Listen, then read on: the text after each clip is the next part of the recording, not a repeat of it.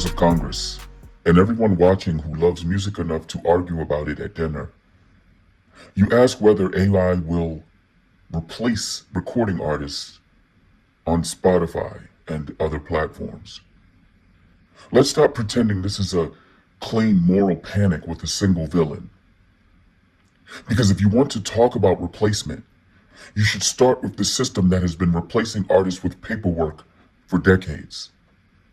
Before a single model ever generated a melody, countless human recording artists were already replaced by predatory contract language, replaced by advances that looked like salvation and behaved like debt, replaced by royalty structures designed to confuse them long enough for the accounting to win, replaced by gatekeepers who took ownership of masters, publishing leverage, and creative control, then told the artist to smile for the album cover.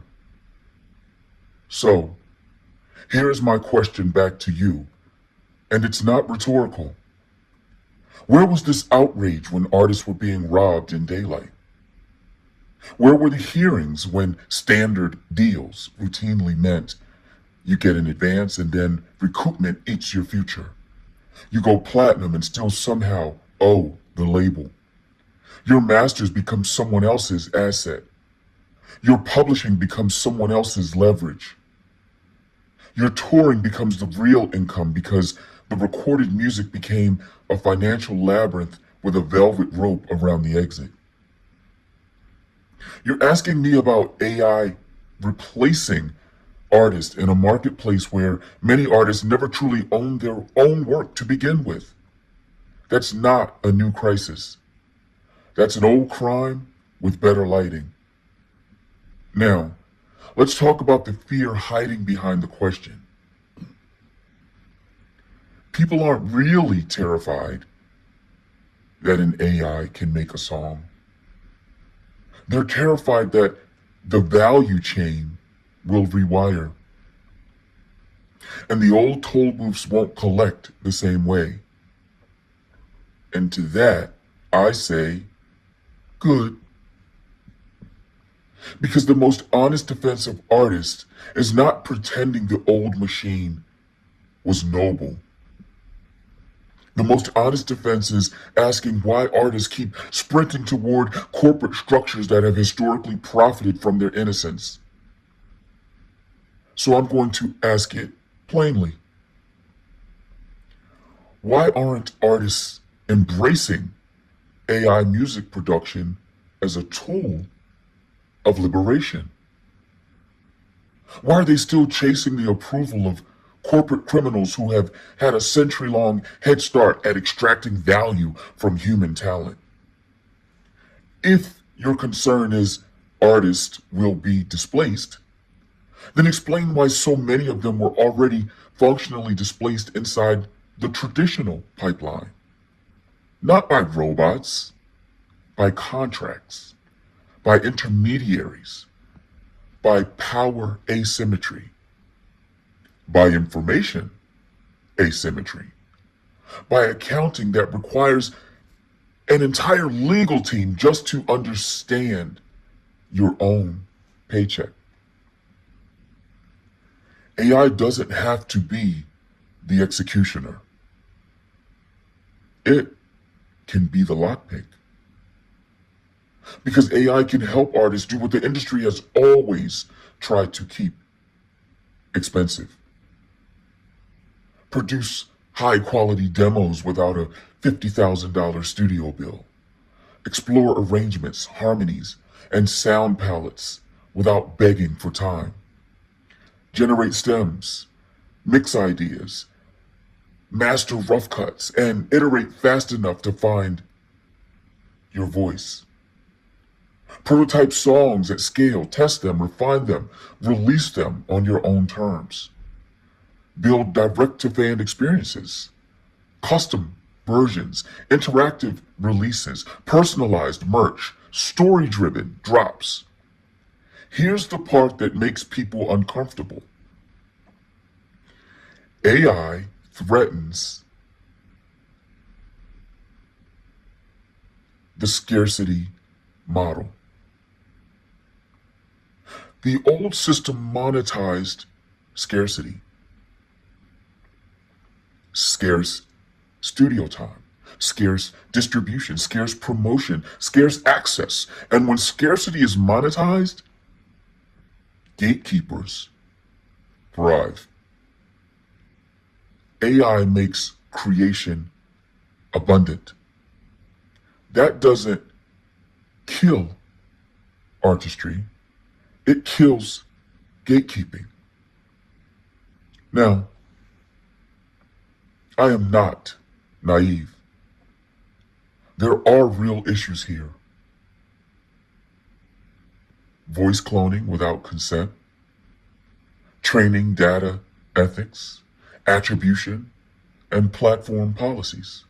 Those are serious and solvable with governance. Consent frameworks, licensing, watermarking, and meaningful penalties for identity theft. But don't you dare pretend the old way was ethically pure, while the new way is the only danger. If your priority is protecting artists, then you should be obsessed with artist ownership, transparency, and leverage, not nostalgic protection of intermediaries. So yes, AI will change what ends up on Spotify. But the bigger question is, will artists finally own more of the process and more of the upside?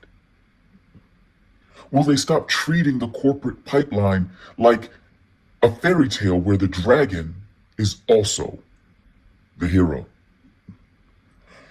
Because if an artist can create, distribute, market, and monetize with fewer middlemen, then the replacement narrative collapses. Does it not?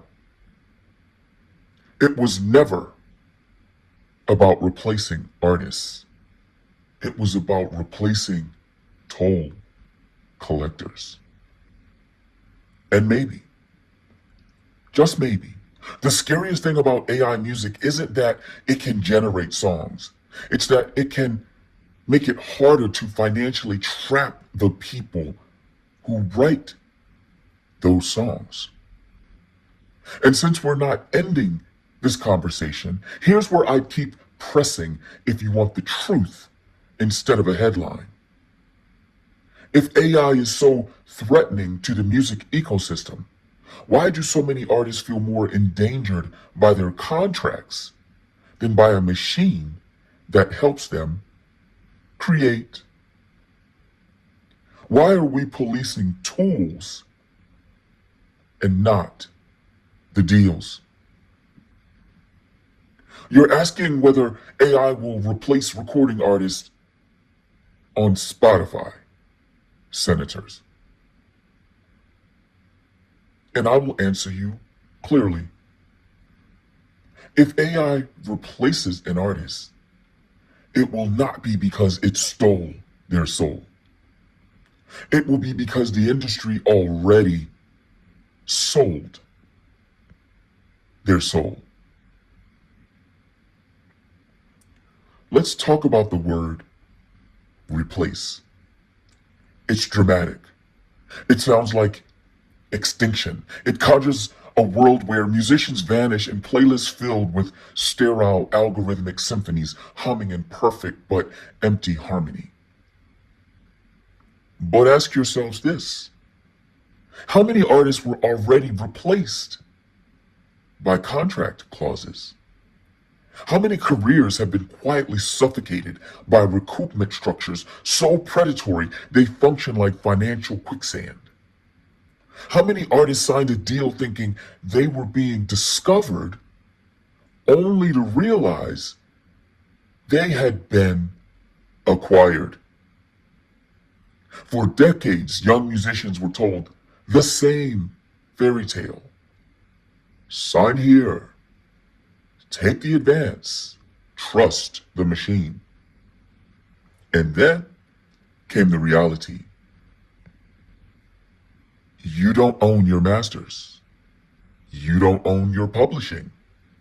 You don't control distribution. You don't even fully understand your royalty statements without hiring someone who went to law school to translate them. The horror story you fear from AI has been a lived experience for human artists long before the first neural network ever processed a waveform. Platinum records that somehow generate unrecouped balances? Listen to yourselves. Touring becomes the only reliable income, while recorded music, the very product that defines your identity, becomes a financial maze with exits hidden behind clauses and commas. Artists have declared bankruptcy after selling millions of albums. Millions of albums. Millions. Where was the outrage then? Where were the emergency hearings about exploitation? Why did we tolerate a system where creators could generate massive cultural value and still walk away with crumbs? You want to defend artists? Then defend them from the structures that have been extracting from them for a century. AI did not invent asymmetry of power in the music industry. It exposed it.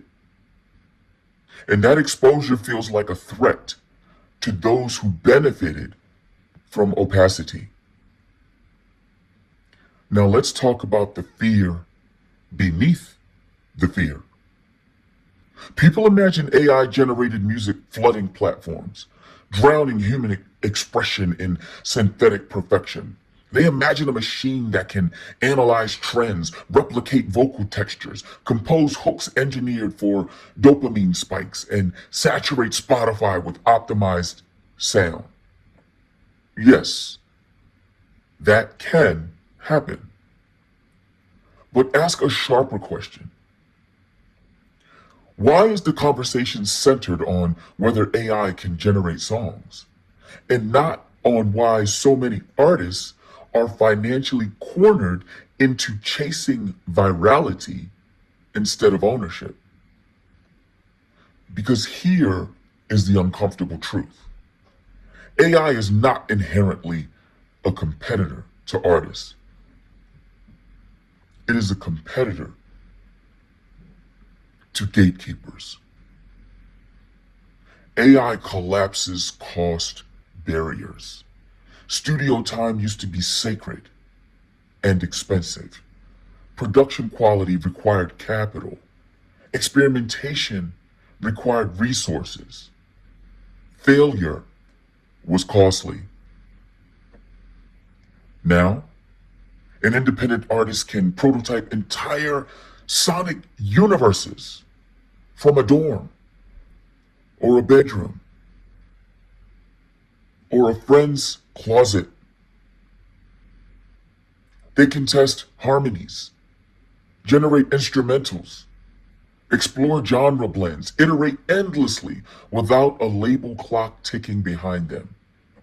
AI can be a rehearsal space that never closes.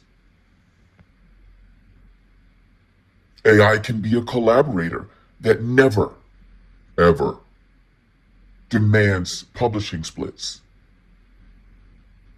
AI can be a production assistant that doesn't invoice. That is not artistic death. That is leverage. So, why are artists not embracing this tool en masse? Why are so many still sprinting toward traditional deals that historically strip ownership in exchange for distribution access that the internet has already democratized. If you fear replacement, then empower ownership. If you fear dilution, then incentivize authenticity. If you fear commodification, then reform the structures that turned art into spreadsheets long before AI touched it. Let's also address another layer. The streaming economy itself reshaped incentives. Micro payouts per stream created a volume game. Playlists became power centers. Algorithms became tastemakers. And yet, no one called for the abolition of algorithmic curation when it was corporate and opaque. But now that AI tools are accessible to creators themselves, suddenly the ethics are urgent. Transparency matters. Consent matters. Voice cloning without permission is theft. Training data governance is necessary. Attribution frameworks must evolve. Licensing structures must be updated. Yes, of course, regulate misuse. But do not criminalize empowerment. Because here's what AI music actually threatens. The myth that artists need institutional permission to create at scale. The myth that quality requires corporate infrastructure. The myth that distribution requires surrender. If a 19-year-old producer can use AI to generate orchestral backdrops, refine vocal chains, simulate arrangements, and release directly to fans without signing away his or her masters, I ask you, Congress, is that a crisis? Or is that liberation? And here's where the conversation becomes truly uncomfortable. The old model relied on scarcity. Again, scarce studio access, scarce radio time, scarce shelf space, scarce marketing budgets, scarce, scarce, scarce. Scarcity concentrates power. AI produces abundance. Abundance redistributes power. Please permit me to repeat that. AI produces abundance. Abundance redistributes power. When creation becomes cheap and iteration becomes fast, the gatekeeper's leverage weakens.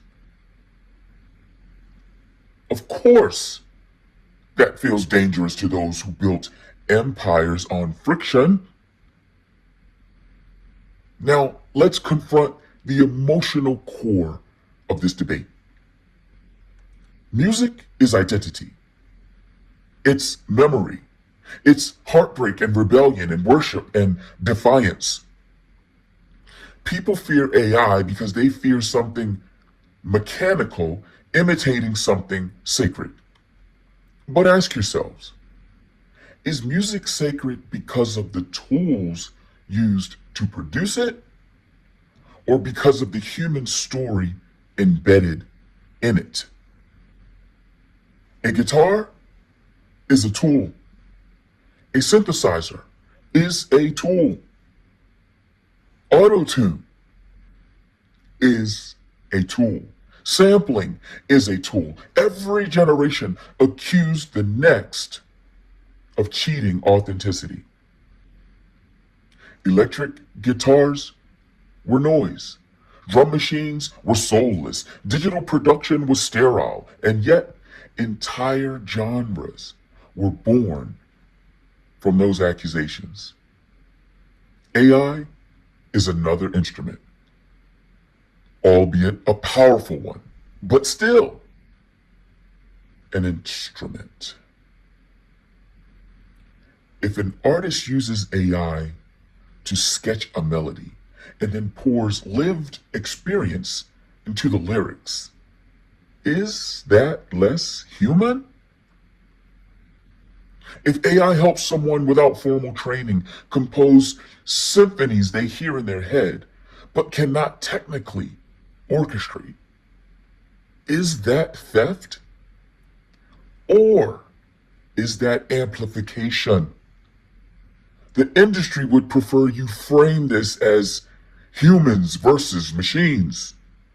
The real battle is centralized control versus distributed creation.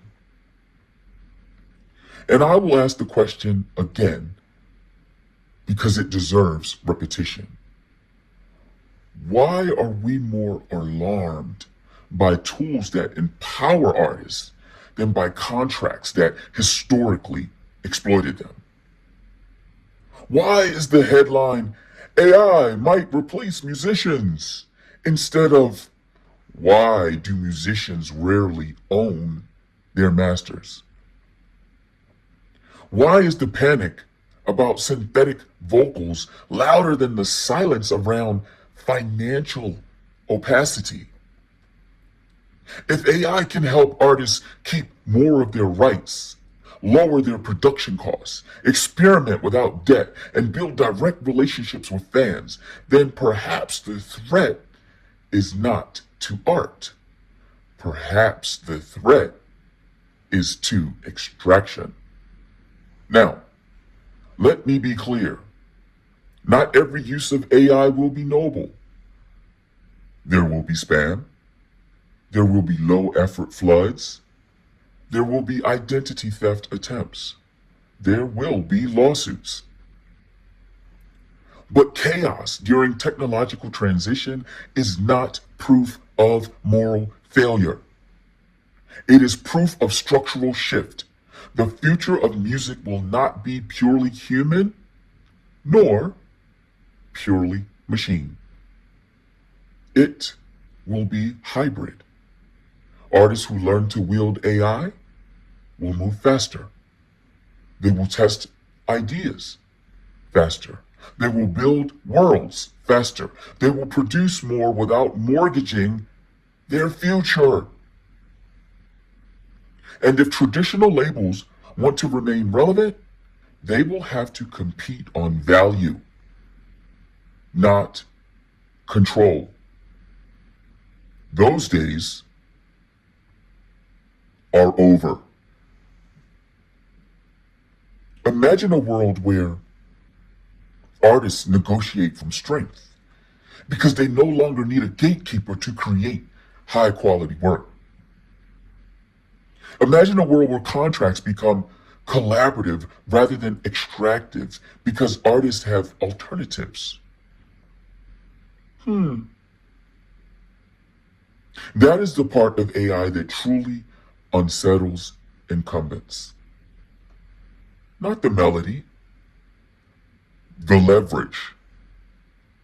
So if you want to defend artists, defend their autonomy.